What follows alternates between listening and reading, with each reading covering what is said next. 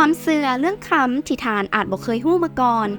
นอกจากคุณสมบัติของคำที่มีความงดงามและยังเป็นสิ่งแสดงออกถึงความมั่งคั่งของผู้ที่ได้ครอบครองแต่ก็ยังมีความเชื่ออีกหลากหลายเกี่ยวกับคำที่เฮาบ่เคยฮู้มาก่อน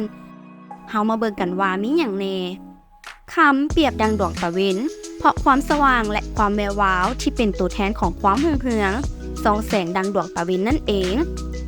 คำมีประโยชน์ต่อการเฮ็ดเวียกของหัวใจยังช่วยให้ระบบเลือดและร่างกายไหลเวียนของท่านในร่างกายเฮ็ดเวียกได้ดีคำช่วยส่งเสริมความคิดสร้างสรรค์เป็นตัวแทนของความสำเร็จและความสมหวังอีกด้วย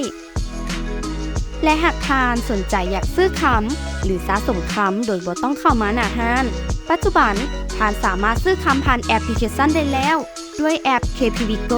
แอปพลิเคชันใหม่จากท่านคำภูวงศ์มีให้โหลดแล้วมื้อนี้ทั้ง iOS และ Android